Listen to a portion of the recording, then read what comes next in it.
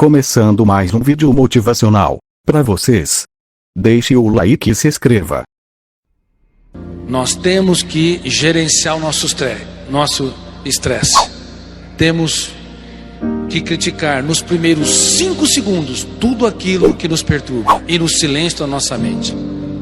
Se você não o fizer, tenha certeza, o fenômeno RAM vai registrar janelas killer aos poucos e vai fazendo com que você não tenha paciência, você dê respostas estúpidas para quem ama, que você desista dos seus sonhos, vai fazendo com que você tenha medo de expressar suas ideias em público, tenha medo de trabalhar em equipe, de andar por ares nunca antes respirados e correr riscos para materializar os seus sonhos.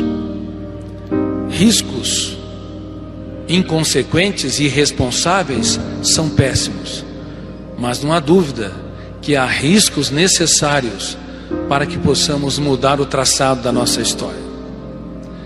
Quem vence sem riscos sobe no pódio sem glória. Muitos jovens perderam a capacidade de sonhar porque ficam na sua zona de conforto, têm medo do que os outros pensam e falam de si, medo de ser criticado, debochado, medo de ser rejeitado, medo de não dar certo, medo do medo.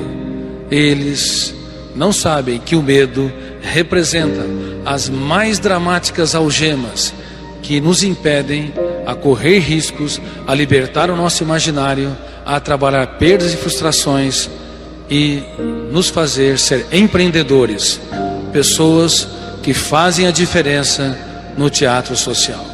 Mas saibam que para executar os nossos sonhos, nós temos que diferenciar que sonhos não são desejos. Desejos de ter um excelente namorado ou namorada, desejo de ter um excelente emprego, de ser um brilhante estudante, desejos morrem no calor da segunda-feira, não resistem às dificuldades da existência. Sonhos são projetos de vida. Quando o mundo desaba sobre você, quando as pessoas te desprezam, eles criam raízes na sua própria história. Então, por favor, tenham sonhos e não desejos. Mas no mundo todo, estamos vivendo na era dos desejos. As pessoas não sabem enfrentar contrariedades. Inclusive, vocês sabiam que 80% dos executivos são despedidos não por falta de competência técnica, mas por falta de habilidades emocionais e comportamentais. Eles não sabem ser contrariados, não sabem estimular a inteligência dos seus pares, não sabem ser criticados, têm a necessidade neurótica de estar sempre certo. E essa necessidade neurótica é um câncer. Todos nós erramos, e uma das atitudes mais inteligentes do eu é reconhecer seus erros e pedir desculpas. Quantos aqui precisam aprender a reconhecer os seus erros e pedir mais desculpas para as pessoas que convivem? Nunca se esqueça, uma pessoa verdadeiramente grande se faz pequeno para tornar os pequenos grandes. E eu aprendi isso com um homem que eu descria, Jesus. Provavelmente fui um dos maiores ateus que já pisou nessa terra. Para mim, que pesquiso numa das últimas fronteiras da ciência, o mundo onde nascem os pensamentos, e com muita humildade eu lhes falo, eu desenvolvi uma nova teoria ao longo de 30 anos, chamada Teoria da Inteligência Multifocal, que estuda o processo de construção de pensamentos e o processo de formação de pensadores, também o processo de formação do eu como autor da história e os papéis conscientes e inconscientes da memória. E hoje essa teoria é objeto de mestrado e doutorado em vários países. Centenas de mestrandos e doutorandos em psicanálise também estão estudando. E essa teoria, eu fui até os grandes homens e mulheres da história para saber como eles romperam o cárcere da rotina e brilharam nas suas ideias. Como Freud, como Einstein, conseguiu sair da mesmice, andar por ares nunca antes respirados e construir novas ideias. E fui até esse homem chamado Jesus, e eu fui estudá-lo como um cético, como uma pessoa que descria, usando a psicologia, a psiquiatria, a sociologia, a psicopedagogia para estudá-lo. O resultado eu fiquei perplexo, assombrado positivamente, porque descobri que este homem não cabe no imaginário humano.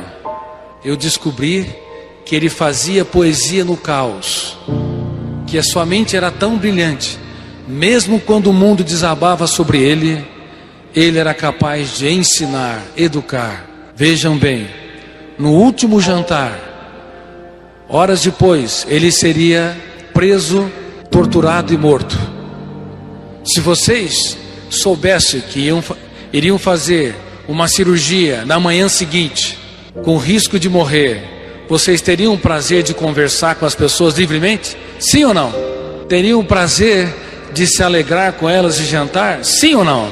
Mas aquele homem estava no último jantar, não apenas jantou, ele pegou uma bacia de água e uma toalha, e aqueles jovens que frequentemente lhes davam dores de cabeça, que ainda não estavam preparados para mudar o traçado do mundo, para levar a sua mensagem para mudar a história da humanidade, foi para aqueles jovens que ele se abaixou aos pés e começou a lavá-los.